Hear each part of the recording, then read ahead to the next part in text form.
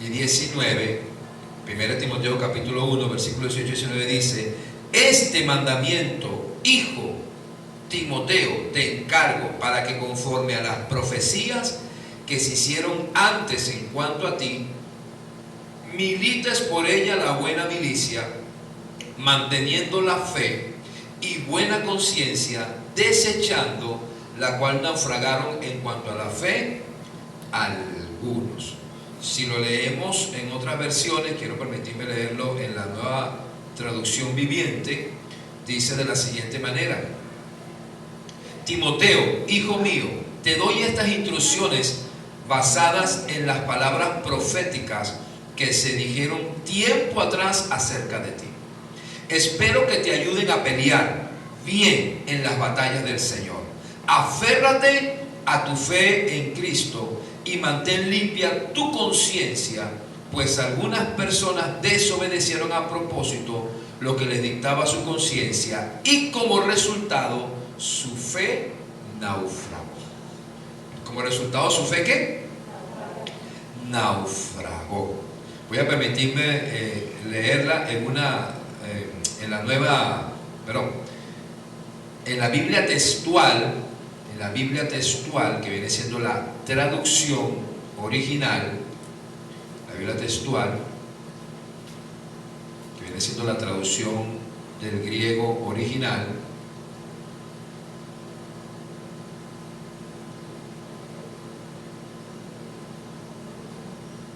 Dice de la siguiente manera: este mandato te encargo, oh hijo Timoteo, para que conforme a las profecías que antes se hicieron sobre ti, milites por ella la buena batalla. Diga conmigo, la buena batalla, manteniendo la fe y la buena conciencia, la cual desechando algunos naufragaron en cuanto a la fe. Y al final termina diciendo, en todas las versiones, de los cuales son Himeneo y Alejandro, a quienes entregué a Satanás para que fueran enseñados a no blasfemar, para que aprendan a no blasfemar, dice la Reina Valera, para que aprendan a no blasfemar. Como dice por ahí, para que aprendan, no dice nada, los entregué a Satanás. Gloria a Dios. Bueno, mis amados, como estaba diciendo, vamos a iniciar una serie de enseñanzas durante todo este mes y parte de lo que va a ser el mes que viene, que esa serie se va a llamar Generación Timoteo, los que no naufragaron en la fe. Porque ¿qué nos dice aquí Pablo? Pablo le está diciendo a Timoteo, le está diciendo que pelee la buena batalla, ¿verdad? Manteniendo dos cosas, versículo 19, la fe y la buena conciencia, porque está diciendo que algunos la desecharon y por eso su fe naufragó. Dice la Nueva Traducción Viviente, dice: porque algunas personas desobedecieron a propósito lo que dictaba su conciencia y como resultado su fe naufragó. O sea, las personas que no mantuvieron la fe y la buena conciencia naufragaron en su fe.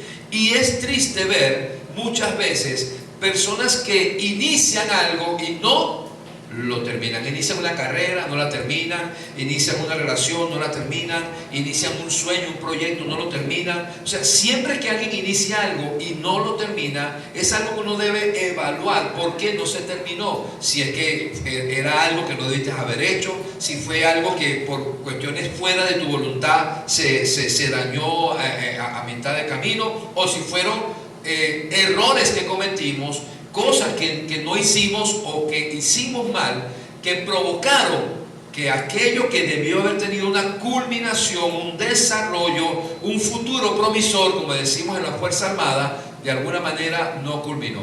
Yo, por ejemplo, siempre digo, cuando yo presenté en la escuela, en la Escuela Técnica de Aviación, conmigo presentaron más de 1500 personas. Quedamos seleccionadas exactamente unas 564 personas. Entramos en el propedéutico y en el básico del propedéutico quedamos en la escuela solamente para iniciar en el primer año 320 personas y nos graduamos 155. Entonces imagínense, Y hace 2 días estuve en el velorio de un compañero, que lamentablemente falleció esta semana. Y ahí cuando nos vimos, los pocos que pudimos ir, nos tomamos una foto, fue como un pequeño reencuentro ahí entre nosotros, que fuimos a darle el último adiós a nuestro compañero.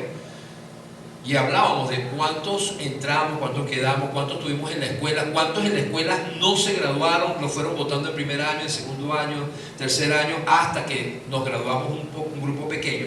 Y aún de los que nos graduamos un grupo pequeño, de profesionales, a muchos también en el camino se metieron en problemas, hicieron cosas incorrectas, los votaron, otros murieron por accidente, porque se emborracharon. Hubo uno que borracho, estando recién graduado, apenas un año graduado, ebrio, venía por la intercomunal Turmero a alta velocidad y se estrelló y se mató por estar manejando ebrio. Y así, entonces decíamos, wow, ¿cuántos quedamos?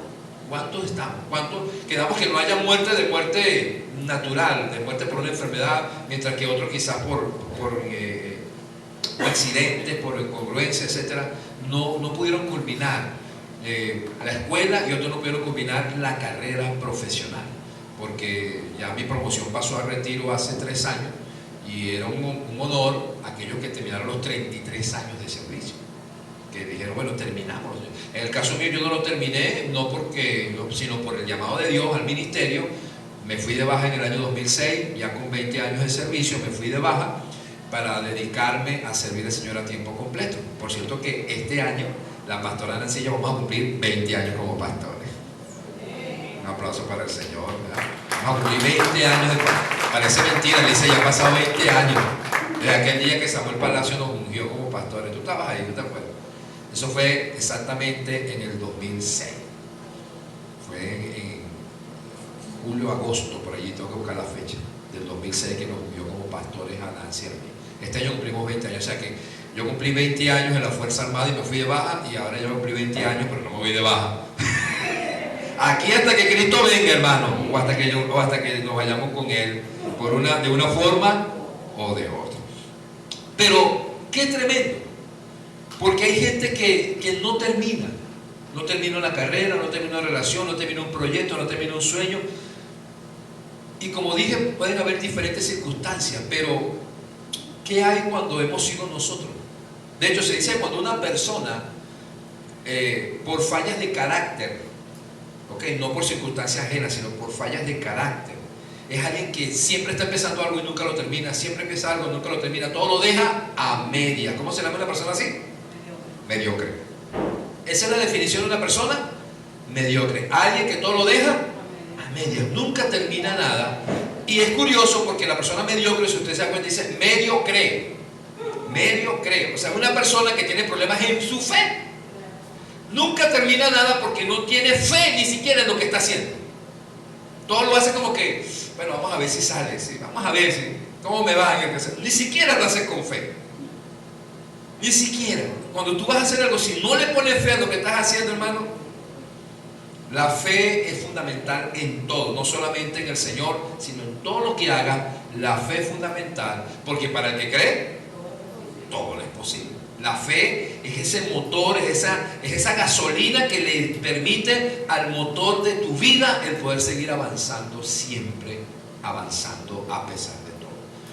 Entonces imagínese usted, han habido historias de barcos, de ferries que han naufragado, aquel famoso Titanic, ¿verdad? Que cuando aquello imponente, aquello que cuando estaban entrevistando a los que lo crearon, dijeron, ni el mismo Dios lo puede hundir. Ni el mismo Dios. Imagínense el orgullo, la soberbia que había en aquellos cuando te veían aquella obra. Eso recuerda a aquellos que quizás estaban haciendo la Torre de Babel, aquella soberbia, aquel orgullo. Hagamos aquello que llega al cielo para que nos hagamos un nombre. Aquel orgullo, aquella soberbia, de que dijeron ni Dios mismo lo podría hundir. Ese mismo día, porque no solamente había un orgullo y una soberbia, sino hubo una falla humana, porque el barco tenía todas las condiciones para poder llegar a donde iba a llegar, pero por una falla humana.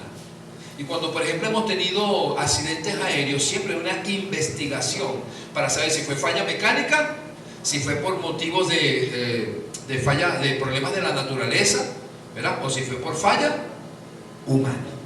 Y cuando es falla humana, entonces uno dice, bueno, eso precisamente naufragó o eso se estrelló por un error del piloto, por un error del tripulante, por un error del capitán, porque violó ciertas normas de seguridad, porque violó ciertas reglas aeronáuticas, porque no tomó en cuenta esto y esto. Por ejemplo, hace unos años cuando en un helicóptero se murió lo que era la plana mayor de la Fuerza Armada, estaban en el desfile del 24 de julio, natalicio libertador, pero al mismo tiempo era el Día de la Armada, y habían dos helicópteros Super Puma que estaban en ese desfile que fue en Puerto Cabello, no, en La Guaira, y de los dos helicópteros, un helicóptero tenía bueno el radar y otro helicóptero no tenía bueno el radar, pero se fueron los dos, uno con radar, otro sin radar, y cuando despegan los helicópteros, dijeron, estamos bien para despegar porque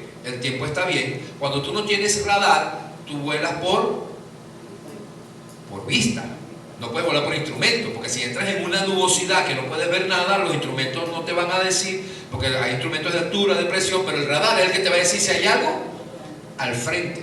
Entonces vuelas por vista, pero entonces tienes que tener cielo abierto. Ellos despegaron, pero el primer helicóptero que tenía radar, que es el que despega primero, cuando despega, él logra salir, pero cuando el otro va a despegar, se tardó un poco por esperar a un general que no llegaba, y cuando llegó por fin despegaron, el otro se fue muy adelante, y cuando este despegó, de manera sobrenatural el cielo se tapó y no veían nada, y empezaron a subir girando de esta manera, porque para girar hacia arriba no pueden girar hacia adelante, suben de manera vertical, haciendo círculos, haciendo elipse, y de repente chocaron contra una montaña y se estrellaron y se mataron, murieron toda la tripulación, no se salvó absolutamente nadie. Entonces cuando evalúan, uno dice, ¿qué provocó que tanta gente muriera? Se violaron reglas de aeronáutica, se violaron reglas de seguridad, se violaron reglas de si el tiempo estuviera bien, debieron haber previsto que solamente fuera el que tuviera radar. Se violaron reglas de no despegar a tiempo para irse detrás del otro, sino que sencillamente por esperar a un general que se dio la bomba para montarse, ¿cierto? O sea, se violaron muchas reglas y esto hizo que se estrellara, y así pasa. Cuando algo no se toman en cuenta, las normas, las reglas, las instrucciones que se deben seguir, tú puedes naufragar en la vida, tú puedes naufragar en tu matrimonio, tú puedes naufragar en un proyecto, tú puedes naufragar y estrellarte, irte contra el piso y te estrellaste en eso que estabas haciendo, empezaste bien y de repente te estrellaste porque violaste ciertas reglas, no seguiste ciertas instrucciones. Pero ¿qué tal, mis amados, lo que es naufragar en la fe? Yo creo que naufragar en la fe es lo más grave que le puede pasar a una persona. ¿Por qué? Porque cuando estamos hablando quizás de un médico que tiene una labor, de un cirujano que tiene una labor tan importante como es el caso de salvar vidas humanas, porque a la hora de que un médico cometa un error en un quirófano, de eso va a depender la vida de una persona. Imagínese usted cómo el error que usted cometa en su fe y que lo lleve a naufragar en la fe, no solamente va a hacer que usted pierda la vida aquí, sino que usted pierda la vida allá. No sé si me explico. O sea, estamos hablando de la responsabilidad que tenemos con respecto a la fe, porque la fe no solamente va a influenciar en el destino de mi vida, sino también en el destino de muchos que van en mi barco. ¿Hello?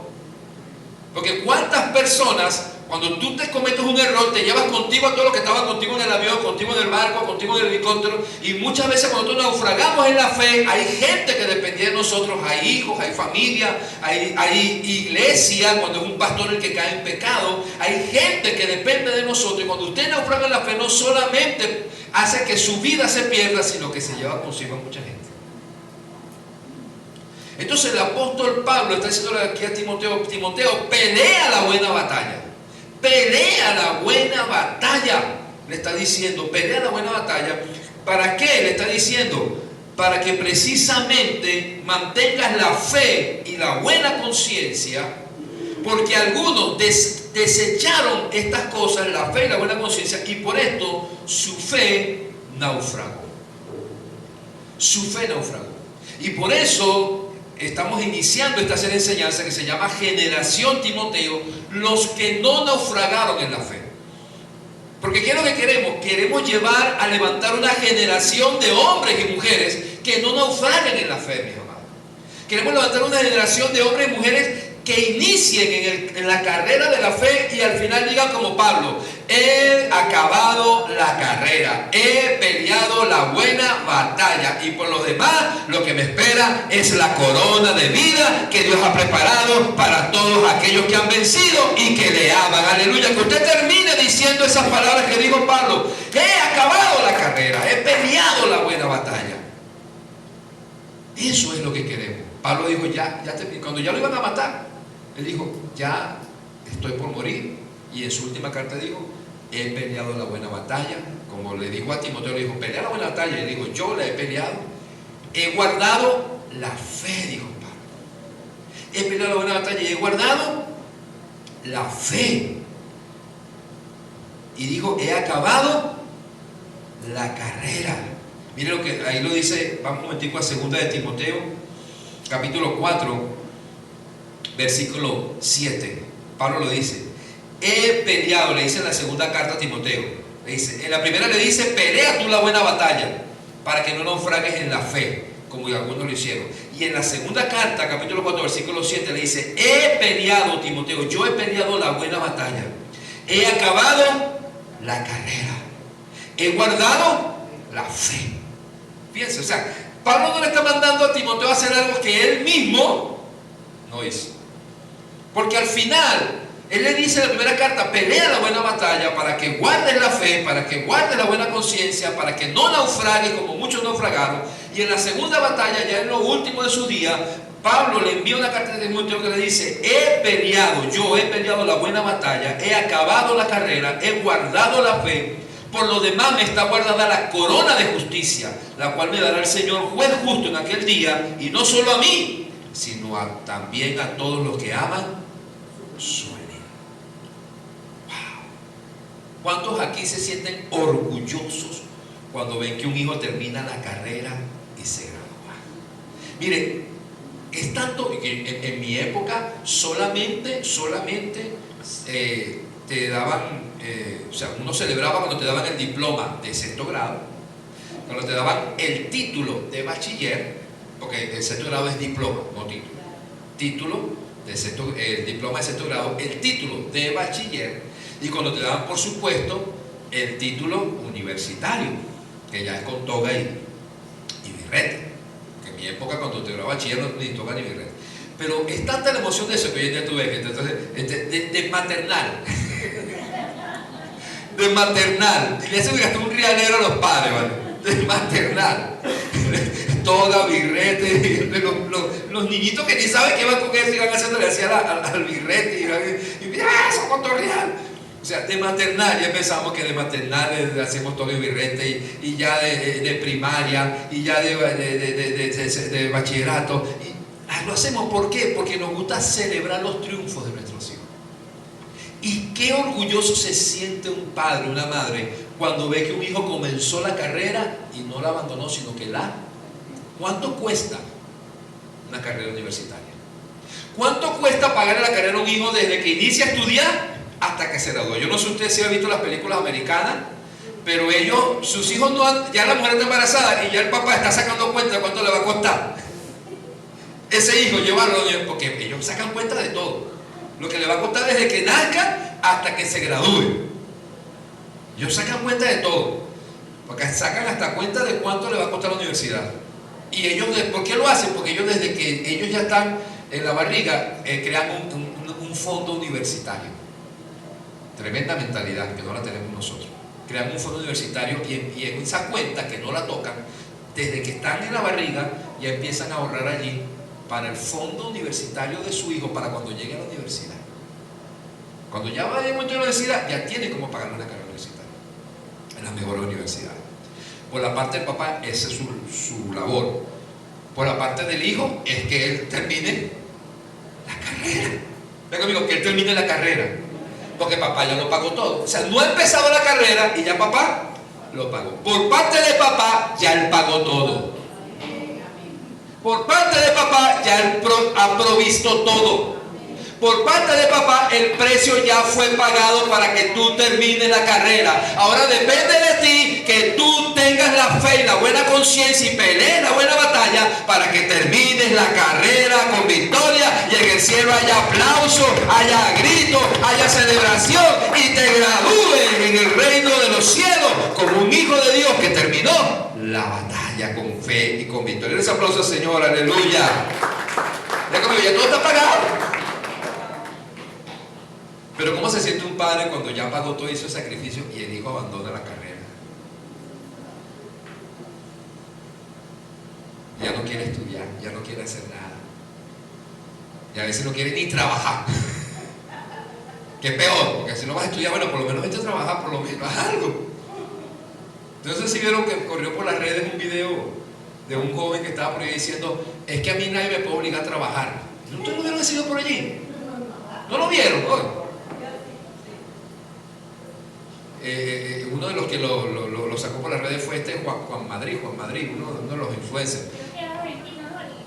Argentino, creo que y él está poniendo por las redes y casi que demanda a los padres porque lo están obligando a estudiar y si no quiere estudiar a trabajar. Él dice, y él argumenta esto, él dice: yo no los mandé a que me trajeran a la vida. Yo no los mandé a que me trajeran a la vida, pero ya que me trajeron a la vida me tienen que mantener toda la vida.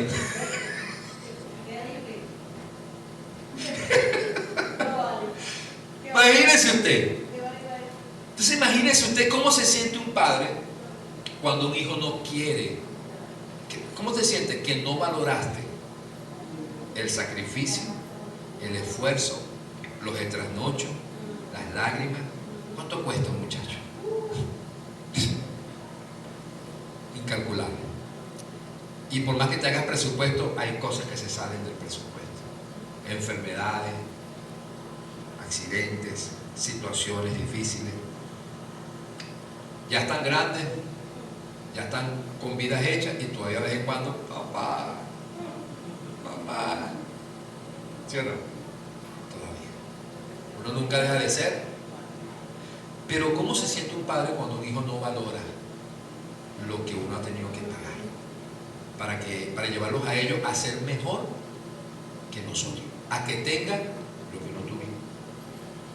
Y de eso se trata, mis amados. Cuando nosotros hacemos las cosas, no las hacemos ni siquiera por nosotros, y eso lo vamos a ver más adelante. Lo hacemos todo ¿para quién? Para la gloria de Dios, para complacerlo a Él, porque yo vivo en Él, por Él y para Él. Mi existencia es para darle placer a Él. ¿Tu existencia le da placer al Padre? Esa es la pregunta que tenemos que hacernos en esta mañana. Generación Timoteo. Hoy quiero, en esta serie que la he titulado así, Generación Timoteo, quiero particularmente darle el título a esta primera enseñanza, que se llama Verdadero Hijo en la Fe. Generación Timoteo, la de hoy es Verdadero Hijo en la Fe. ¿Qué es una generación Timoteo? Los que son verdaderos hijos en la fe. Y para esto vamos a irnos al primer capítulo de la primera carta. Como ustedes sabrán, vamos a estar estudiando primera y segunda de Timoteo durante el mes de marzo y mes de abril. No vamos a salirnos de estas dos cartas como base bíblica, por supuesto, argumentando con otras cartas. En la primera carta, primer capítulo, Pablo, apóstol de Jesucristo, por mandato de Dios nuestro Salvador y del Señor Jesucristo nuestra esperanza, a Timoteo. ¿A quién va dirigida la carta? A Timoteo, verdadero hijo en la fe. Gracia, misericordia y paz de Dios nuestro Padre y de Cristo nuestro Señor. En la Nueva Traducción Viviente dice: le escribo esta carta a Timoteo, el versículo 2, mi verdadero hijo en la fe. Que Dios Padre y Cristo Jesús nuestro Señor te den gracia, misericordia y paz. Mi verdadero hijo en la fe. Así como la Biblia habla de verdaderos adoradores, hay falsos adoradores. Así como la Biblia habla de verdaderos creyentes, porque hay falsos creyentes. Así como la Biblia habla de verdaderos discípulos, porque hay falsos discípulos. Así como la Biblia habla de verdaderos profetas, porque hay falsos profetas y falsos apóstoles, también la Biblia habla acerca de verdaderos hijos en la fe. Verdaderos hijos en la fe. Porque hay falsos hijos en la fe. Hay quienes parece que son, pero no son. Y Pablo se refería a Timoteo como un verdadero hijo en la fe. Porque en primer lugar, ¿qué vamos a ver allí? Vamos a ver que Pablo veía a Timoteo como su hijo. Lo veía como su hijo, mi hijo amado, Timoteo, mi verdadero hijo. Lo llamaba hijo. ¿Dónde Pablo conoce a Timoteo? Si nosotros nos vamos, ¿verdad?, a el libro de los Hechos, capítulo 16. Hechos, capítulo 16. Dice: después llegó a Derbe y a Listra, y aquí había allí cierto discípulo llamado Timoteo, hijo de una mujer judía creyente, pero de padre griego. Y daban buen testimonio de él los hermanos que estaban en Listra y en Iconio. Y quiso Pablo que éste fuese con él, y tomándole, le circuncidó por causa de los judíos que había en aquellos lugares, pues como era hijo de griego, no había sido circuncidado. Porque todos sabían que su padre era griego. Entonces, dice la Escritura que Pablo consigue a Timoteo. Timoteo, muy probablemente, según algunos estudios, como Pablo hacía muchos viajes misioneros, se convirtió en uno de esos viajes misioneros, escuchó a Pablo predicar, se convirtió a Cristo, ¿verdad? Porque venía de ser padre griego, pero de enseñanza judía. Pero una cosa es ser judío y otra cosa es convertirte a Cristo siendo judío. Se convierte a Cristo en una de las predicas de Pablo, pero después Pablo, cuando regresa de uno de esos viajes por segunda vez, ya Timoteo había crecido en la fe, había crecido en su formación como líder cristiano, y cuando lo consigue por segunda vez, dice allí que los mismos de la iglesia de ese lugar daban buen testimonio de él. Los que estaban en Listra y los que estaban en Iconio daban buen testimonio de él. Y Pablo vio el potencial que había en ese muchacho y dijo: este me lo llevo yo para discipularlo. Y pasó con Pablo 20 años. 20 años. ¿Qué no aprendió Timoteo de Pablo? ¿Qué no absorbió de su líder? 20 años viajando con Pablo, durmiendo. Imagínate, los discípulos estuvieron con Jesús 3 años y medio. Este estuvo con Pablo 20 años a su lado. Y de eso se va a tratar lo que vamos a hacer en el plan Timoteo. No es que este va a estar 20 años, pero vamos a estar 3 meses, como quien dice, en un intensivo 3 meses, donde el líder con su Timoteo van a orar juntos, van a visitar juntos, van a liderizar juntos, van a estudiar la Biblia juntos, va a haber tiempo devocional. O sea, va a ser un tiempo de no solamente instruir, sino de convivir, de compartir, de conocerse, de forjar lazos de amistad, porque lo que queremos es que la generación Timoteo sea una generación que haga un lazo muy fuerte con su líder, de tal manera que pueda aprender de manera vívida de él lo que es caminar en la fe sin naufragar. Y entonces Pablo elige a Timoteo y dura 20 años al lado de este hombre aprendiendo, y hasta el punto que al principio era un discípulo, pero después termina llamándolo hijo. Después termina llamándolo hijo. Porque sí, son las etapas. La etapa del discipulado es la etapa de aprendiz, es la etapa de ser amigo, es la etapa de ser hijo. Y él llegó hasta el punto de que Pablo lo llamó su hijo. Este es mi hijo, mi genuino hijo. Una versión dice genuino hijo en la fe, verdadero hijo en la fe. Ahora, Timoteo, sin embargo, ¿verdad? Cuando usted ve, Timoteo cuando usted lo ve, Timoteo, quizás, aunque Pablo vio en el potencial, cualquiera que lo ve por fuera, sin tener, digamos, la percepción o el discernimiento espiritual que tuvo Pablo cuando lo escogió, quizás no todo el mundo hubiese escogido a Timoteo. ¿Por qué? Porque Timoteo tenía ciertas debilidades. En primer lugar, Timoteo era de carácter tímido y débil. Pero, en primer lugar, Timoteo era demasiado joven. joven. Dice primera de Timoteo capítulo 4, versículo 12, dice: ninguno tenga en poco tu juventud, sino sé ejemplo de los creyentes en palabra, conducta, amor, espíritu, fe y pureza. Pablo le está diciendo a Timoteo: ninguno tenga en poco tu juventud, porque muchos menospreciaban, 1 Timoteo 4:12, muchos menospreciaban la juventud de Timoteo, y eso hacía que él se sintiera menos, que se sintiera menospreciado, que se sintiera, digamos, minimizado. Pablo eso lo hacía muchas veces, que él se cohibiera de ser un buen pastor, un buen predicador, porque él decía: ¿será que todavía no es mi tiempo?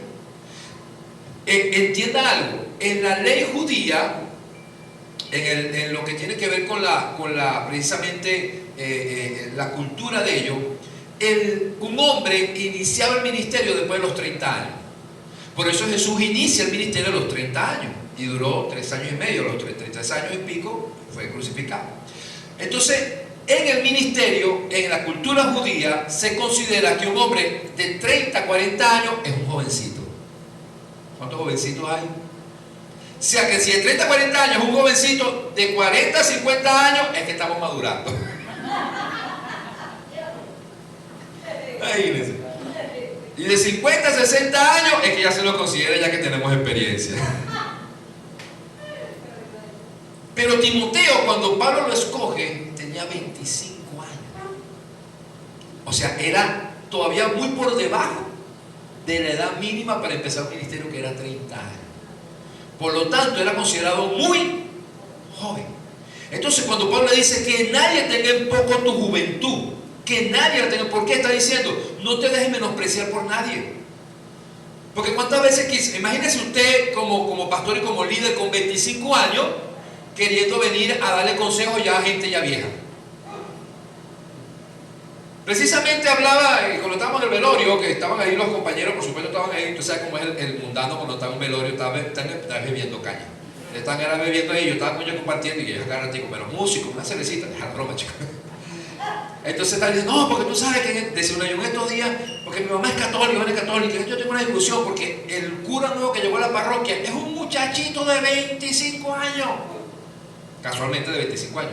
Es un muchachito que está recién graduado ahí del seminario, y lo mandaron para los 25 años. Y mi mamá me está diciendo que fuera para allá a confesarme con él, que había que confesar mi pecado con un muchachito de 25 años, chico. Un viejo ya para estar de confesar mi pecado con un muchachito de 25 años. ¿Qué va a saberse de la vida?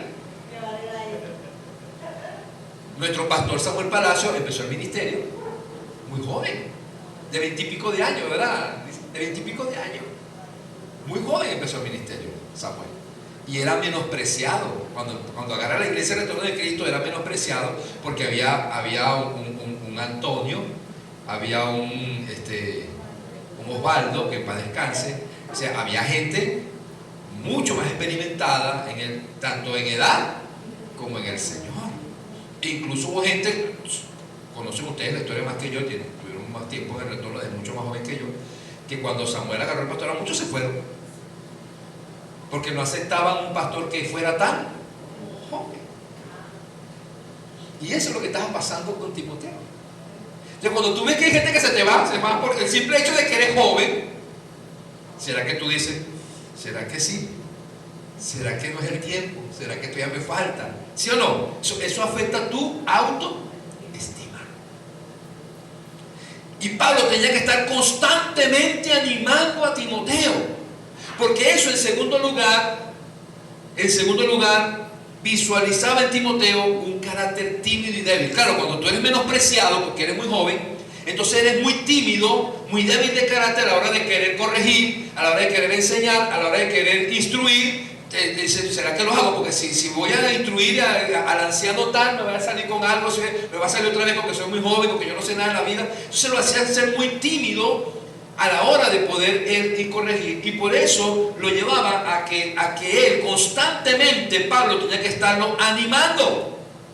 Lo tenía que estar constantemente animando. Vemos en 2 de Timoteo, capítulo 1, en 2 de Timoteo, capítulo 1, versículos 6 al 8, Pablo le dice: por lo cual te aconsejo que avives el fuego del don de Dios que está en ti por la exposición de mis manos, porque no nos ha dado Dios espíritu de cobardía. ¿Por qué se lo está diciendo? Porque era cobarde, le daba miedo. hacer las cosas que Pablo le mandaba hacer. Dios no da espíritu de cobardía, Timoteo, sino de poder, de amor y dominio propio. Por tanto, no te avergüences de dar testimonio de nuestro Señor ni de mí, preso suyo, sino participa de las aflicciones por el Evangelio según el poder de Dios. Usted tenía que estarlo animando. No te avergüences, chico, de dar testimonio de Cristo y de dar testimonio de mí. Bueno, si te van a criticar, si te van a decir, si tienes que hasta ser afligido, tú no sabes lo que yo he pasado. A mí me han encarcelado, a mí me han apedreado. O sea, no te dé vergüenza, no te dé timidez. Entonces tenía que estarlo animando porque era de carácter tímido, de carácter débil. En esta misma segunda carta, capítulo 2, versículo 1, le dice: tú pues, hijo mío, esfuérzate en la gracia que es en Cristo Jesús.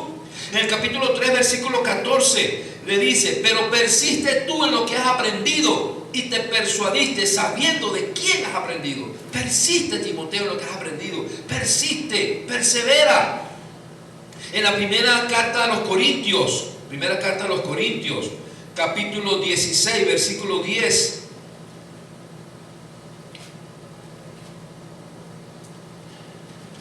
Primera carta a los Corintios, capítulo 16, versículo 10. Dice: y si llega Timoteo, mira lo que le dice Pablo, porque Timoteo, Pablo envía esta carta a Corintio. ¿Y qué era Corintio? Era la peor iglesia de esa época. La peor de las iglesias de las que había fundado Pablo, ¿cuál era? Corintio. Cuando usted ve Corintio había problemas graves, hermano. Era una iglesia que había mucho pecado, se toleraba el pecado hasta el punto de que eran pecados de inmoralidad sexual. Tanto así que había uno que se acostaba con la mujer de su padre. Y Pablo manda para allá a Timoteo. Manda para allá a Timoteo a poner orden en una iglesia gravísima. Y hay quienes se quejan de la célula. Curiosamente era una iglesia que abundaba en los dones del Espíritu Santo. Y eso lejos de ser bueno, no a veces es tan bueno. Porque claro, tú dices: ¿y si Dios me usa? Mira, porque puse las manos y un enfermo se sanó, porque eché fuera un demonio y se fue, porque hablé en lengua, porque profeticé. Entonces, si Dios me usa, entonces lo que estoy diciendo, y eso pasa mucho hoy en día.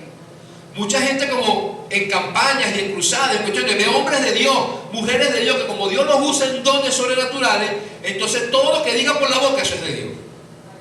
Hay que tener cuidado, porque a veces el hecho de que Dios te use no significa que Dios te aprueba, ¿sí o no? Porque Dios usó una mula y la mula no dejó de ser mula para hablarle a un profeta, ¿sí o no? Dios usó una mula para hablarle a un profeta y la mula dejó de ser mula. No. Entonces ya conmigo, si Dios usa un burro para hablarle a un profeta, puede ser cualquiera. Entonces el hecho de que Dios te use no significa que Dios te aprueba. Dios puede usar. Dios usó a quien quería usar, es en su soberanía. Entonces, esta es una iglesia que abundaba en los dones, y como abundaba en los dones, creían que Dios aprobaba su estilo de vida inmoral. Y Pablo envía a Timoteo a poner cierto orden allá. Y en el versículo 16, en el capítulo 16, versículo 10, le dice: y si llega Timoteo, ¿verdad? Mirad que esté con vosotros con tranquilidad, porque él hace la obra del Señor así como yo. Por tanto, nadie le tenga en poco, sino encaminarle en paz para que venga a mí, porque le espero con los hermanos. O sea, ¿qué le está diciendo? Si llega Timoteo por allá, porque lo envié con una misión, con una instrucción de buscar una ofrenda, una cuestión, cuando llegue allá, por favor, déjenmelo tranquilo, no se metan con él. Él hace la obra del Señor como la hago yo. Nadie le tenga, por favor, que nadie le tenga en poco, porque sabía que los de Corinto eran rudos. Se iban a burlar al pobre muchacho, iba a salir agazapado de allí. Entonces Pablo da estas instrucciones porque Timoteo era un muchacho de carácter débil, tímido, y ese es el que Pablo escogió. Pero no solamente eso, no solamente era muy joven, no solamente era de carácter débil y tímido, sino en tercer lugar era enfermizo. Usted ve en la primera carta a Timoteo, en el capítulo 5, versículo 23, Pablo le dice a Timoteo: Ya no bebas agua, sino usa de un poco de vino por causa de tu estómago y de tus frecuentes enfermedades. ¿Y de tus frecuentes qué? Enfermedades. Usted se va a imaginar qué pasa cuando un muchacho toma agua contaminada. Enfermo, ¿verdad? Diarrea, fiebre. Y eso que hoy en día usamos filtros, botellones, hervimos el agua. En esa época no había nada de eso. La agua la sacaban de pozos, ¿verdad? Y era la más pura que había, agua de pozos subterráneos. Pero muchas veces en sus viajes misioneros tenían que tomar agua de la que consiguieran, de la que le dieran. ¿Qué ha pasado cuando uno a veces va de viaje y llega a una casa y tú estás acostumbrado toda la vida a tomar agua filtrada? Y estás por ahí viajando o llegas a una casa y con esa casa te dice, ay, tienes mucha sed. ¿Quieres agüita? Sí. Pero tú no dices, mira, es filtrada. Tú no dices eso, ¿verdad? Como te la den. Y te sacan esa agua frita, pero cuando tú la pruebas, ¿cuánto les ha pasado? Esta es agua de chorro, ¿vale? ¿Sí o no? Este es agua de chorro, ¿vale? Porque hay gente que llena directamente del chorro y para la nevera, ni la hierve siquiera. ¿Y qué hace cuando dice, Señor Padre nuestro que estás en los cielos, santificado? Porque tiene que terminarte de tomar. Primero porque tiene 6 segundos para no menospreciar el agua a la gente. Pero tú estás orando, Señor, que no me caiga mal, que no me caiga mal, esa que yo con una diarrea aquí. Porque el que toda la vida toma agua de chorro no le hace nada, hermano. Pero el que toda la vida toma agua filtrada, toma una agüita de chorro y le da diarrea. Usted no ve los perros, el perro fino, que toda la vida el de raza, que todos lo han criado con perrarina, tú sabes, su vacuna, ese, pero el de la calle, el callejero, que ese come hasta en la basura y que ese come el monte para... Cuando tú el perro lo llevas al médico para que lo pulgue, dale esta pastilla. El de la calle se pulga con el monte y no le pasa nada, pero que ese perro fino tuyo llega a comer algo de lo que come el otro para que tú veas. El desastre es terrible. Porque perro fino. Algunos somos muy finuchi, ¿verdad? Entonces, no puede. Entonces, imagínese Timoteo tenía, en su viaje misionero tenía que tomar el agua que le dieran. El que le dieran, hermano. Y parece que se había enfermado mucho. Y Pablo le dice, Timoteo, ya no bebas agua, chico. Cuando llegas a una casa que te digan, ¿quieres agüita? ¿Tienes un vinito? Para no despreciarte el agua, ¿tienes un vinito? Y como era muy común en las casas tener vino, en esa cultura era muy común, así como en Europa, cuando yo fui a hacer curso de helicóptero en Francia, todos los días en el almuerzo te ponían tu almuerzo y te ponían una botella de vino. Es cultural, es muy normal con la comida tomar vino tinto, vino blanco, dependiendo del tipo de comida. Es algo normal, cultural. Nosotros no, como yo le decía a los compañeros, porque ellos me decían, pero bueno, Dula, a mí me... Porque tú sabes que cuando ellos quieren hacerte pecar, se vuelven teólogos. Cuando te quieren hacer pecar, se vuelven teólogos, ¿verdad? Sí, claro. Entonces dice, bueno, Dula, pero es que a mí me han dicho que la Biblia dice que tomar una no es pecado. Y el pecado es emborracharte. Yo le digo, bueno, tienes razón. Es verdad lo que tú estás diciendo, pero la broma es que nosotros no tenemos la cultura de tomarnos una. Ese es el problema. No tenemos la cultura de tomarnos una. ¿Cuántas llevas tú ya? Y cuando salieron de aquí, dijeron, vamos para la esquina que nos vamos a tomar una. Ya llevan una caja. ¿Ah? Esa es la broma, que no tenemos la cultura de tomarnos una. Por eso es que se convierte a Cristo, y aparte de que no tenemos la cultura de tomarnos una, tenemos una cultura etílica, o sea, tenemos fama de ser borrachos, de ser bebedores aguardientes, de que salimos del trabajo y antes de llegar a casa pasamos por la licorería a dejar el sueldo allí. Cuando te conviertes a Cristo, ¿qué es lo que te dice? Ni lo huela. Cuando destapen esa botella, desaparece. No seas un genio que aparece, no desaparece de allí. Ni te acerques. ¿Por qué? Porque no vas a poder tener dominio propio. Te vas a emborrachar. Y esa es la razón por la cual nosotros ni nos... Es como el drogadicto hace las drogas, no se va a acercar donde están los drogadictos. Entonces me decía, o sea que tú no puedes controlarte. Y digo, no, ya, yo tengo el dominio propio, después de años en el cielo, tengo el dominio propio. Yo tengo el dominio propio de tomarme una, pero número uno, no me la tomo porque ya mi cuerpo no lo tolera. Yo me tomo una cerveza y me voy a un vómito. Y número dos, porque no me la termino de tomar cuando 4 Pangaloncete me van a tomar fotos y ya en una semana me están rayando en todas las redes. Pastor borracho tomando ahí con los compañeros. ¡Seguro! Yo tengo que cuidar el testimonio. Tienes razón. Entonces Pablo le dice a Timoteo: ya no bebas agua, sino uses un poco de vino por causa de tu estómago y de tus frecuentes enfermedades. Entonces mira, Timoteo era demasiado joven, Timoteo era de carácter debilitativo y Timoteo era enfermizo. O sea que cualquiera dice: ¿quién va a escoger a alguien así por el ministerio, hermano? Y lo digo porque hay muchos aquí así. Hay muchos que dicen: yo no sirvo por el ministerio, estoy muy joven o estoy muy viejo. Muchos dicen: es que yo soy tímido, pastor, yo no sé predicar, a mí me da pena, yo no sé cómo hablar, tú sabes, yo no sé mucho de Biblia. Y otros que simplemente se la pasan todo el tiempo, ¿qué? Enfermo. Es que todo el tiempo estoy enfermo, pastor, es que no sabe una enfermedad. Bueno, Timoteo tenía estas 3 cosas y Pablo lo escogió. ¿Qué había entonces en este muchacho? ¿Qué vio Pablo en este muchacho para que precisamente lo escogiera? ¿Qué vio en él? Vio sus características espirituales. ¿Usted se acuerda cuando Samuel fue a ungir al próximo rey de Israel para suplantar a Saúl? Cuando fue a ungirlo, se fueron apareciendo todos los hijos de Isaí, todos los hijos de Isaí se fueron presentando. Cuando vino el primero, Samuel lo vio alto, fornido, hermoso, y dijo: aquí el futuro rey de Israel. ¿Y qué le dijo el Señor a Samuel? No mires su altura, no mires su parecer, no mires nada, porque yo no miro lo que mira el hombre, yo miro el corazón.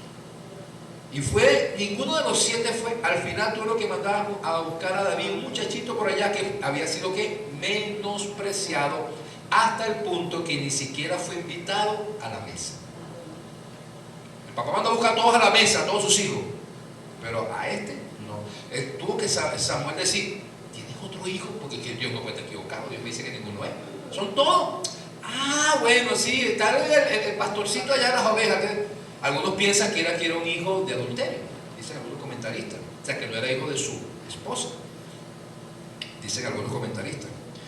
El hecho es que no fue considerado para ser invitado a la mesa, el menospreciado. Que cuando fue a la batalla, cuando Goliat, ¿se acuerdan que sus hermanos dijeron: ¿qué haces aquí? ¿Qué haces aquí? Seguramente la que viene es a contar, a buscar chisme para traer.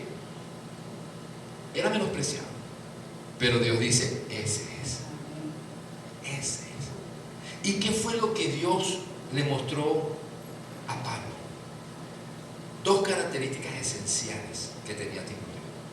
Primero, era un verdadero creyente.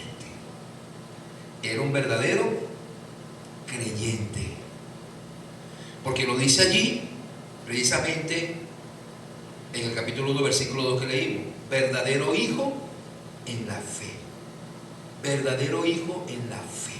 Era un verdadero creyente. Alguien que, como dice la carta del libro de los Hechos, ¿verdad?, que leímos ahorita, cuando Pablo fue allá, dice el versículo 2 que los hermanos de allí daban buen testimonio de él. En Hechos 16:2, que leímos ahorita, dice que cuando vio a cierto discípulo de Timoteo, dice que los hermanos de la iglesia de allí, de Derbe y de Listra, dieron buen testimonio de él. O sea, que decía: él es un verdadero creyente, a pesar de que es un muchacho, ha dado buen testimonio de fe. Es genuino. Pablo tenía carta de recomendación por los hermanos de esas iglesias. Había dado fruto de ser un verdadero hijo en la fe. Tenía cualidades y fruto de su conversión genuina. En la segunda carta de Timoteo, capítulo 1, dice en el versículo 5, vamos a leer el versículo 3 para tener contexto: doy gracias a Dios, al cual sirvo desde mis mayores con limpia conciencia, de que sin cesar me acuerdo de ti en mis oraciones noche y día, deseando verte, Timoteo, al acordarme de tus lágrimas para llenarme de gozo, trayendo a la memoria la fe no fingida que hay en ti, la cual habitó primero en tu abuela Loida y en tu madre Eunice, y estoy seguro que en ti también. Mira lo que Pablo le dice: la fe no fingida que hay en ti, que primero lo hubo en tu abuela, que lo hubo en tu madre, y que estoy convencido de que también la hay en ti. O sea, Timoteo, su fe era genuina, hermano. Y era una fe genuina, ¿por qué? porque él vio un ejemplo de fe en su abuela, vio un ejemplo de fe en su madre. ¿Qué te quiero decir con esto, mis amados? Que tu fe siempre va a ser genuina cuando tienes un ejemplo de fe a seguir. Siempre. Porque ¿por qué se daña la fe de muchos? ¿Por qué la fe de muchos naufraga? Por el mal ejemplo de la fe de aquellos que los dirigen, que los enseñan, que los mentorean, que los crían, que los educan, que los liderizan. Eso es tremendo, hermano. Muchos naufragamos en la fe y muchos nos apartamos y caemos y nos enfriamos. ¿Por qué? Porque alguien que era mi líder, que era mi mentor, que era mi pastor, que era mi hermano en Cristo, que era a quien yo admiraba, que era mi papá, que era mi mamá, que era mi esposo, etcétera, que fue la persona que me llevó a Cristo y que fue la persona que quizás me estaba formando, me dio un mal ejemplo. Y muchos nos apartamos de eso, del Señor por eso. Y hay gente que tarda años, hermano, y no sana eso. ¿Y cómo te das cuenta? Porque dice, yo creo en Cristo, pero no creo en los evangélicos. Yo creo en Cristo, pero no creo en los hermanos. Yo creo en Cristo, pero no creo en la iglesia. Porque fuiste, ¿qué? Defraudado y decepcionado. Y eso lleva a muchos a naufragar en la fe. El mal ejemplo que han visto en la iglesia, en algunos líderes, en algunos pastores, en sus propios padres, ese mal ejemplo de fe. Ahora, yo le puedo decir a usted que hoy en día mi madre es un ejemplo de fe, pero cuando yo aquí en Cristo, mi madre no era un ejemplo de fe para mí. No lo era. Todo lo contrario, ella fue instrumento del enemigo para hacerme caer en pecado varias veces. Porque estaba yo jovencito, yo recibo a Cristo y creo en Cristo apenas a los 13, 14 años. Y cuando estoy en los caminos del Señor, pues yo vivía con mis abuelos. Un día que llegué a la casa, entonces me acuerdo que había una fiesta y me decía, hijo, pero véngase para la fiesta. Hijo, pero... Y había una muchachita allí que me hacía los ojitos y decía, pero hijo, mira la muchachita y aquello. Y su esposo Raúl le decía, oye, pero duro, me decía, pero duro. Le decía, pero hijo, eso no tiene nada de malo. Y mi mamá hacía entonces un buen instrumento para que yo fuera. Y al ratito estaba yo con la muchacha.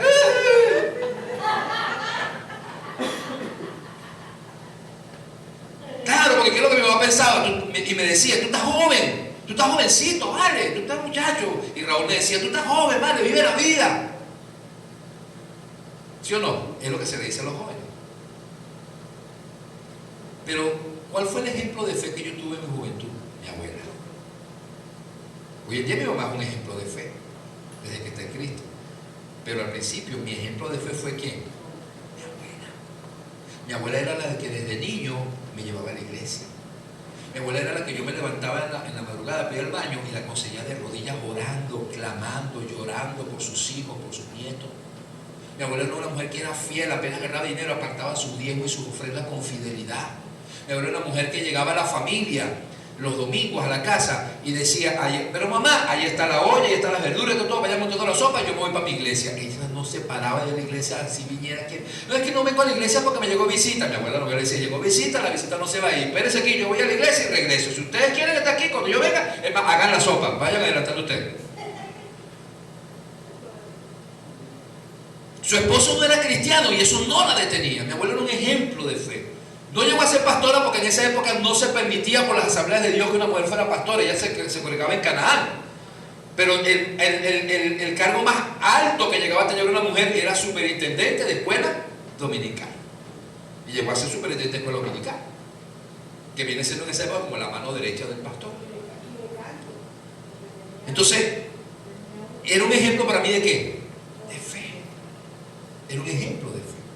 ¿Qué te quiero decir con esto, mi hermano?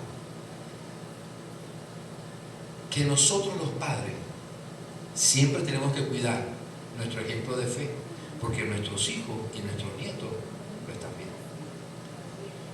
Y si quizás tú sientes que tú fallaste con tus hijos o que no fuiste un ejemplo de fe para tus hijos y tus hijos ya no están en el Señor, pues déjame decirte, hay una nueva generación, ahí están tus nietos, ahí están tus nietas, que tú le vas a dar un ejemplo de fe para que ellos caminen en el Señor, porque todavía hay tiempo de rescatar a la siguiente generación.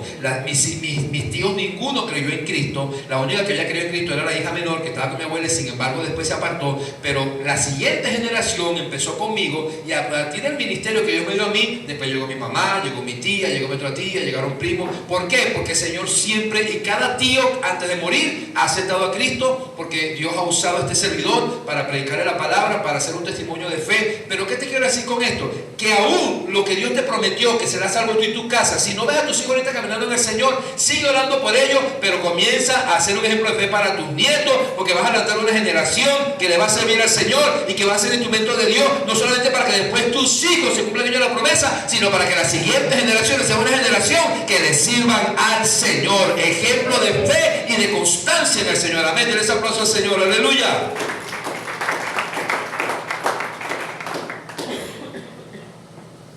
Siempre Dios está buscando una generación. Y en Timoteo había una fe no fingida. No fingida. Era genuina. Era una fe que había aprendido de su madre, que había aprendido de su abuela. Pero no solamente era alguien con una genuina conversión, sino en segundo lugar, era un hijo fiel. Era un hijo fiel. Y hago un paréntesis del primer punto. Cuando tú veas, y esto lo he aprendido en mi caminar con Cristo, hermano, cuando tú veas que nadie te da ejemplo de buena fe, cuando tú veas, tú dices que ni en mi casa tengo ejemplo de fe, en la iglesia no he visto ejemplo de fe, en mi vida no he visto ejemplo de fe, hermano, no dejes que eso naufrague tu fe. Ora al Señor y el Señor te va a guiar con gente que con fe genuina, que te va a guiar y te va a ayudar a caminar en tu fe. Eso lo aprendí. Porque en mi caminar me he encontrado de todo, y he tenido quizás oportunidades de naufragar en la fe por el mal ejemplo que he visto en mentores, en líderes y aún en amigos, en gente que humanamente hablando me han defraudado, aunque no soy quien para juzgarlo. Eso lo toca al Señor, pero me han defraudado. Pero también he visto gente muy buena. También he visto gente de mucha fe. Y no sé usted, pero hace tiempo cuando prediqué acerca del arca de Dios en la casa de Obededom, ¿usted se acuerda que David dejó el arca en la casa de Obededom? Y después de 3 meses se oyó, le fueron a dar noticia a David, de que por causa del arca, Obededom y toda su casa había sido prosperada y bendecida. O sea, Obededom no era del pueblo de Israel, Obededom no era judío, pero Obededom tuvo más temor de Dios cuando estuvo el arca allí que cuando estuvo en la casa de Abinadab 20 años y no pasó nada. Y David, que trasladando el arca de manera incorrecta mató a Usa, la deja en casa de este hombre, porque si mataba a alguien, que matara a este filisteo que vivía en las fronteras de Israel. Sin embargo, cuando oyó que Dios lo había bendecido, mandó a buscar el arca de la casa de Obededom a la ciudad de David. ¿Qué significa esto? Que aún David escuchó el buen testimonio de lo que Dios estaba haciendo en la casa de este hombre llamado Obededom. Y yo pienso que tiene que llegar la época, hermano, donde la gente deje de oír malas cosas de tu casa. Porque siempre uno escucha no, tú sabes, fulanita, no, y este que era cristiano, no, por eso es que yo no creo en los evangélicos. Eso tiene que acabarse, hermano. Tiene que oírse que en tu casa está el arca de Dios. Tiene que oírse que en tu casa está la presencia de Dios. Y tiene que oírse que Jehová ha visitado tu casa y ha bendecido tu casa, tus hijos, tu descendencia y todo lo que tienes por causa de la presencia de Dios. Porque en tu casa hay temor a Dios y en tu casa hay verdaderos y genuinos creyentes en el Señor. Eso tiene que oírse, y yo lo creo y lo profetizo que va a ser en tu vida. Se va a oír que en tu casa la presencia de Dios llegó, te visitó y se quedó, y te bendijo y te prosperó, porque hay aquí que en tu casa hay verdaderos y genuinos creyentes en la fe. Eso se tiene que oír. No solamente eso, sino que David mandó a traer el arca, porque la gente viene a la iglesia a buscar la presencia de Dios, pero cuando la presencia de Dios está en tu casa, tú traes de tu casa la presencia de Dios a la iglesia, y eso es diferente. Hay gente que va a la iglesia a buscar la presencia de Dios, y hay gente que llega a la iglesia con la presencia de Dios, porque la practican ¿dónde? ¿Desde dónde? En la casa. casa, con altar familiar, con búsqueda de la presencia, con oración, con una vida íntegra, donde tus vecinos dicen, ese es un genuino cristiano. Pero lo segundo es que Timoteo era un hijo fiel. Ya conmigo, fiel. Era un hijo fiel. Timoteo era un hijo fiel. En 1 Corintios capítulo 4, versículo 17, 1 Corintios capítulo 4, versículo 17, Pablo hablando de Timoteo, otra vez a los Corintios, dice, por esto mismo os he enviado a Timoteo, que es mi hijo amado y fiel. Que es mi hijo amado. Y primero dice mi hijo, que empezamos hablando de eso. ¿Cómo lo consideraba? Acuérdense que Pablo no tuvo hijos naturales, tuvo hijos espirituales, y Timoteo fue uno de esos. Mi hijo amado y fiel en el Señor, el cual os recordará mi proceder en Cristo, o sea, el cual dará testimonio de mí, de la manera que enseño en todas partes y en todas las iglesias. Mi hijo, ¿qué? Amado y fiel en el Señor, el cual os recordará mi proceder en Cristo, de la manera que enseño en todas partes y en todas las iglesias. O sea, Timoteo era un fiel representante de su pastor, de su líder, de su padre espiritual. Era un fiel. Él va a dar testimonio de mí y él va a enseñar como si fuera yo mismo que estuviera allí. Recíbalo porque es como si fuera yo, porque ha sido mi hijo amado y ¿qué? Y fiel. Es más, la otra vez enseñé hablando acerca de la fe, de dónde viene precisamente la palabra fiel, de fe. Por eso se habla de los fieles del Señor, de los fieles en la fe, porque la palabra fiel viene de fe. Una persona fiel es una persona firme en la fe. Cuando tú eres firme en la fe, ¿eres qué? Fiel. Bien, siervo fiel. ¿En lo poco has sido fiel? ¿Y qué es lo que al final nos dará la victoria? La fidelidad. Y que es una de las cualidades muy poco que se consigue en la gente hoy en día, la fidelidad.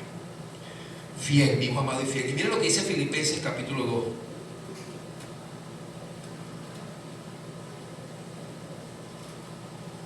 Filipenses capítulo 2.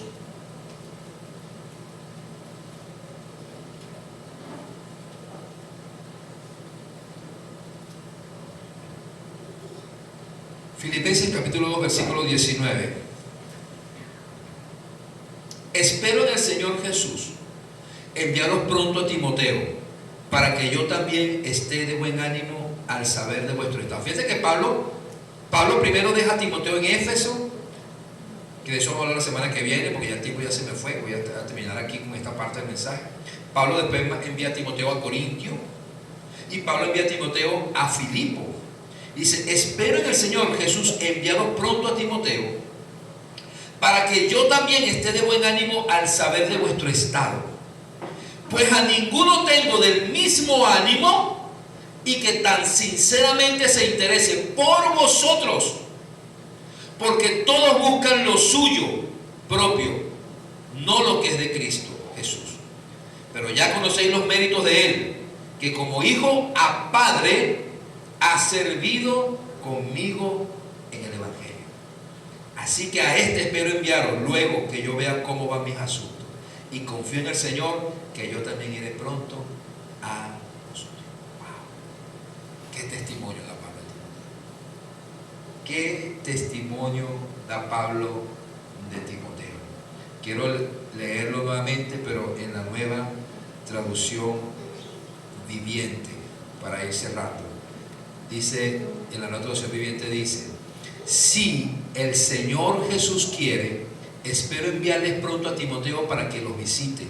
Así él puede animarme al traerme noticias de cómo están. No cuento con nadie como Timoteo, quien se preocupa genuinamente por el bienestar de ustedes. Todos los demás solo se ocupan de sí mismos y no de lo que es importante para Jesucristo. Pero ustedes saben cómo Timoteo ha dado muestras de lo que es, como un hijo con su padre, Él ha servido a mi lado en la predicación de la buena noticia. Espero enviarlo a ustedes en cuanto sepa lo que me sucederá aquí, y el Señor me ha dado la confianza que yo mismo iré pronto a ver. Con esto quiero ir terminando. Fíjense que Pablo dice a Timoteo: a nadie tengo como a Timoteo, a nadie que sinceramente se preocupe por ustedes. ¿Usted sabe que uno de los grandes problemas hoy en día de los líderes cristianos? Que no se preocupan por la gente, sino por el que sacan de la gente. Y lamentablemente muchos naufragan en la fe por esos líderes, por esos pastores, por esos falsos pastores, falsos profetas, falsos maestros, falsos cristianos que se acercan a ti es para ver qué sacan de ti. Porque es difícil conseguir verdaderos hombres y mujeres de fe que se acercan a ti de manera genuina porque están preocupados por ti. Y de eso hablamos en el método de Cristo, en la vigilia, que Jesús se acercaba a la gente porque les quería hacer bien, lo siguieran o no lo siguieran. ¿A cuántos Jesús no sanó? ¿A cuántos no alimentó? ¿A cuántos no ayudó y no lo siguieron? Y no lo siguieron. Porque el corazón de él era hacer bien a la gente, lo siguieran o no. Entonces queremos que la gente nos siga sin primero acercarnos a ellos de manera genuina para hacerle bien. De que estamos preocupados por la gente, no preocupados por ver qué sacamos de la gente. Dice: yo a nadie consigo como Timoteo, que sinceramente se interesa por ustedes, sinceramente se interesa por el bienestar de ustedes. Y dice el versículo 21: porque todos buscan lo suyo propio, no lo que es de Cristo. Todos buscan lo suyo propio, no lo que es de Cristo. Pero ya conocéis sus méritos, que como hijo a padre ha servido conmigo, me ha servido. ¿Por qué Pablo decía que Timoteo era diferente y era fiel? Era un hijo amado y fiel, y que no le encontró a nadie como él. Porque se preocupaba genuinamente por la gente. ¿Por qué? Porque él buscaba no lo suyo, sino lo que era de Cristo. Él no buscaba ni se preocupaba por lo suyo, no buscaba, porque cada quien buscaba sus propios intereses. Él buscaba los intereses ¿de quién? Del Señor. Amados, ¿por qué muchos no siguen al Señor? ¿Y por qué muchos empiezan y naufragan en la fe y no siguen al Señor? Porque terminamos cada quien buscando lo suyo. Esa es la verdad. Si no me conviene, si no me suma. Yo he escuchado gente decir, inclusive familiares, esposos a sus esposas muchas veces: ¿qué haces tú metida cabeza en esa iglesia? ¿Acaso te están pagando? Ya cuando hacemos los encuentros y nosotros mismos pagamos los encuentros, nosotros mismos pagamos nuestra matrícula para ir a limpiar vómitos, para ir a cocinar, para ir a limpiar habitación, pagamos para ir a servir. ¿Qué nos dice la gente? Gafo, estúpido.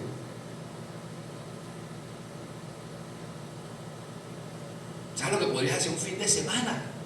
Lo que podrías producir, lo que podrías hacer en vez de estar metido allí. Cerraste el negocio el fin de semana para irte para un encuentro que te van a pagar. No, yo estoy pagando. ¿Sí o no? Porque muchos inclusive no se congregan los domingos a veces porque tienen un negocio y dicen: el domingo es el día que más vendo. Porque muchos no vienen el domingo, porque el domingo tengo el juego, porque el domingo tengo que hacer mercado, porque el domingo tengo que llevar el carro al taller, porque el domingo... Cada quien buscando lo suyo. Entonces tienen las cosas del Señor, el congregarse, el ir a una célula, el visitar a alguien, el ir a predicar, las tiene como que algo que bueno, lo hago si me queda tiempo por allá, si algo por allí, bueno, porque primero lo mío. Y como nos enseñaban en el mundo, ¿verdad? Primero yo, después yo, y si queda tiempo, yo. Cada quien busca lo suyo, hermano. Cada quien busca lo suyo. Cada quien busca lo que le conviene, lo que le produce, lo que le prospera, lo que le suma. Entonces ir a la iglesia es una pérdida de tiempo, ir a hacer una pérdida de tiempo, ir a predicar, ir a ayudar, porque eso no me está generando ningún bienestar físico y económico, pero no sabes las riquezas espirituales que te está generando. La cosecha que viene, porque cuando tú te encargas de los negocios del Padre, Él se encarga de los asuntos tuyos. Y eso es lo que Jesús hablaba cuando dijo en Mateo capítulo 6, versículo 33, busca primeramente el reino de Dios y todo lo demás será añadido. Porque la gente dice, no te afanes por la comida, por la bebida, por el vestido. Esas cosas Dios sabe que si Él te las va a proveer. En estos días escuchaba, se lo voy a mandar por el grupo, por cierto, me encantó un video de Juan Pablo Raba que estaba predicando, y él decía que el hijo le preguntó, más o menos así decía, lo voy a pasar por el grupo que está más literal, pero él decía que el hijo le preguntó, papá, tú cuando joven eras muy pobre, ¿verdad? Yo sí, era muy pobre, mucho, sí. Cuando niños pasamos mucha necesidad, éramos muy pobres. Claro, ya la vida que él tiene con sus hijos no es de esa escasez que tenía él, está mucho mejor económicamente. Entonces le dice, ¿y qué somos nosotros, papá? ¿Somos ricos? Y entonces le dice, no hijo, no somos ricos, somos bendecidos. ¿Cómo es eso, papá? Le dice el niño. ¿Cómo es eso? Bueno, el rico lo tiene todo, ¿verdad? No le falta nada, lo tiene todo, pero no tiene a Cristo, no tiene la salvación. Nosotros tenemos a Cristo, no lo tenemos todo, materialmente hablando. A veces nos faltan algunas cosas, pero tenemos a Dios que siempre nos provee todo. El rico depende de lo que tiene y confía en lo que tiene para hacer todo. Nosotros dependemos de Dios y ponemos nuestra confianza en Dios para poder hacer todo. El rico, su felicidad depende de todo lo que tiene, de sus riquezas. Nuestra felicidad depende de que somos salvos en Cristo y tenemos todo en Cristo. El rico no necesita sino simplemente extender un cheque o ir y sacarte la cuenta para adquirir cualquier cosa, pero los bendecidos tenemos que muchas veces doblar nuestras rodillas y clamar a Dios para que Dios nos dé las cosas. Así que no somos ricos, pero somos bendecidos, porque Dios permite que a veces tengamos carencias y a veces tengamos necesidades. ¿Para qué? Para que Él pueda mostrar su gloria y su poder sobre nosotros, que dependemos de un Padre que todo lo provee. Amén. Denles aplauso al Señor. Aleluya. Entonces dice que un día estaba bañando el perro y entonces la mamá se le dice, hijo, pero tú sí cuidas ese perro como si fuera perro de rico. De rico no, mamá, bendecido. Entonces aprendió la lección el muchacho. Me lo aplauso, señora, aprendió la lección el muchacho. Rico no, bendecido. Así que ya conmigo, no seré rico, pero soy bendecido y bendecida en el Señor. Me ese aplauso al Señor, aleluya. Somos bendecidos. Somos ricos en fe. Ahora, escúchame. Yo sé, mis amados, que no todos estamos llamados a ser pastores. No todos. Aunque todos estamos llamados al ministerio. Pero no todos estamos llamados a ser pastores. Porque no necesariamente para ser fiel tienes que ser pastor. Porque Dios necesita abogados que sean fieles a su reino. Dios necesita médicos que sean fieles. Dios necesita hoy en día políticos que sean fieles. Dios necesita padres que sean fieles. Dios necesita obreros que sean fieles. O sea, no tienes que ser pastor para ser considerado fiel. ¿Sí me explico? No tienes que ser. Todo lo que Dios requiere es que tú seas hallado fiel hasta el final. Y que donde Dios te ha colocado, tú puedas ser fiel y puedas ser un ejemplo de fe. Pero escúchame algo. Aunque no todos somos llamados a ser pastores, pero todos hemos sido llamados a servir a Dios en algún área. Todos hemos sido llamados a servir a Dios en algún área. Porque Pablo dice, quien me ha servido como hijo a padre. Todos hemos sido llamados a servir a Dios. Ministerio significa servir. Entonces tú tienes que hacerte esta pregunta en esta mañana para cerrar este mensaje. Aunque tú no estás llamado a ser pastor y estar a tiempo completo en el ministerio, porque este servidor que está aquí, un día estaba yo trabajando y el Señor me habló y me dijo, deja tu carrera para servir. Y no me llamó cuando estaba las cosas mal, porque te digo una cosa, si el Señor me hubiese llamado en esta época donde los militares no ganan nada, no lo hubiese pensado 2 veces, porque mira que igualito que estoy teniendo allí en esa, por favor, una fuerza armada politizada, y el sueldo no alcanza para nada. Yo soy un mayor retirado de la aviación con 20 años de servicio. ¿Sabes cuánto cobra un mayor? $40. $40 del bono, de alimentación, de ticket. Porque mi sueldo de mayor son 525 bolívares. Ese es el sueldo de un mayor, un oficial superior. 525 bolívares es mi sueldo que me llega. 525 bolívares, que cada vez es menos en cuanto a dólares, ¿no? Que cada vez menos. Hoy con 525 ya es $1.50.